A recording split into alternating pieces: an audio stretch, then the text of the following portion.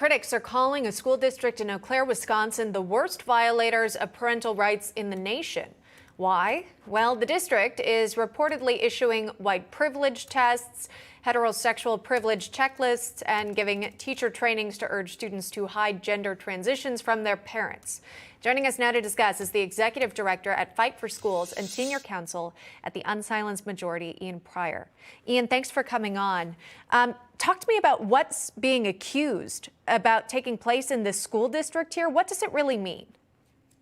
Sure. Well, what we've seen, and one of the organizations now, America First Legal, aflegal.org, which we've been focusing on this particular school district. We released a bunch of materials that came out of the Eau Claire school district where teachers were, given white privilege tests, heterosexual privilege quizzes. But even worse, what we've seen from their policies and their teacher trainings is an encouragement to teachers to make sure that parents are not made aware of potential gender confusion in children.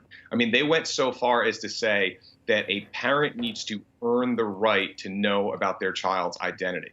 Not only is that wrong, it's dangerous, it's also very likely unconstitutional.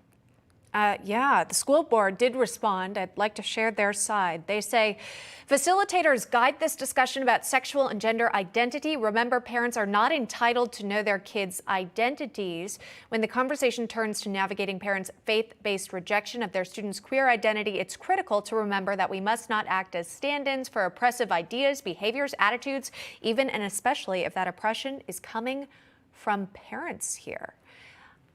Ian, does this happen in an actual example? I mean, this is what's being discussed could be concerning, but this is actually playing out?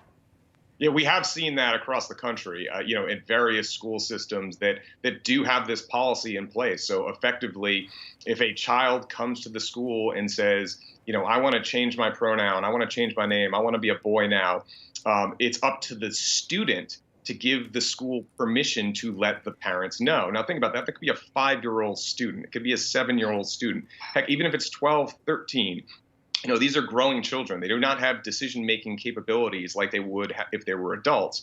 And the Supreme Court has been very clear that the 14th Amendment liberty right, perhaps the oldest 14th Amendment liberty right, is parents' right to raise their children. And so when you have schools stepping in a situation that could lead to, kids ultimately ended up taking puberty blockers and then moving to hormone treatment and then moving to surgery, all of these things without early intervention with the parents to discuss any other issues that are going on, that should concern every single parent in America.